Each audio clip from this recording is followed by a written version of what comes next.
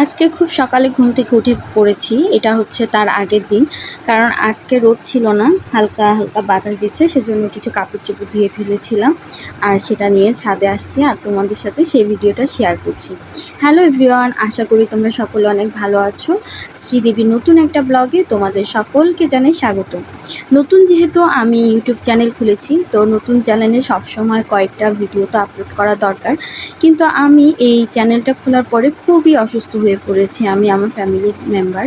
তো সেজন্য আর কন্টিনিউ করা হয়নি। তো আজকে থেকে আমি আবার ব্লগ দেওয়া শুরু করেছি। আশা করি তোমরা সকলে আমার পাশে থাকবে। তো এটা দেখো একদিন আগের ভিডিও, যেটা তোমাদের সাথে আমি শেয়ার করেছি। এর পরের দিন আমাদের যাওয়ার কথা ছিল চট্টগ্রাম বাজেমস্তান একটা কাজের জন্য, আর যেটা আমার খুবই ইম্পর্টেন্ট আর্জেন্ট কাজ পড়ে গেছে। তো সেজন্য খুব সকাল সকাল ঘুম থেকে উঠে আমরা গাড়িতে করেই ২ নাম্বার গেটে এসেছিলাম। আমার বোন সহ যাবে, সেজন্য আমার বোনকে নেওয়ার জন্য।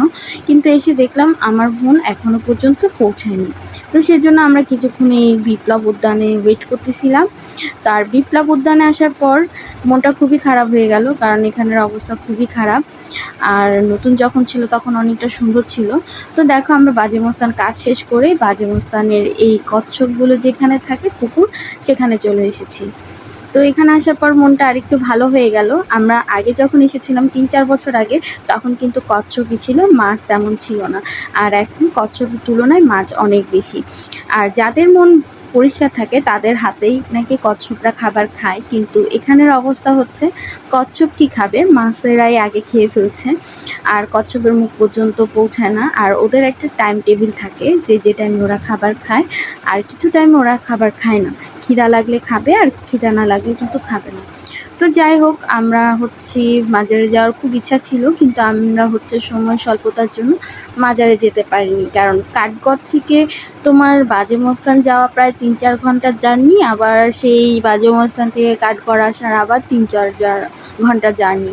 তো এই জার্নি কমপ্লিট করে আমরা আর তেমন একটা সাহসও কুলাচ্ছে না যে মাজার দর্শন করব। তো এখানেই আমরা একটু সময় কাটালাম আমার ছেলেকে নিয়ে মাজারের নিচে পুকুর পাড়ে। এরপর আমরা আমাদের কাজটা শেষ করে আমাদের গন্তব্য মানে বাসে করে সেই কাঠগড় চলে আসলাম। আর এই কাঠগড় আসার জন্য আমাদের অনেকটা কষ্ট পোহাতে হয়েছিল। তারপর যাই হোক, ওই কথা আর বললাম না।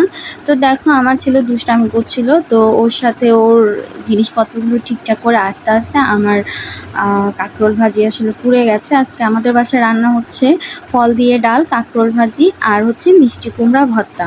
এই ৩টা তরকারিই হবে, বেশি কিছু আর করব না। আর এই ছেলে দেখো আমার সাথে দুষ্টামি করার জন্য রেডি হয়ে বসে আছে। তো বন্ধুরা, আমি এখানে আমার ব্লগটা শেষ করব। সবাই ভালো থেকো, সুস্থ থেকো, দেখা হবে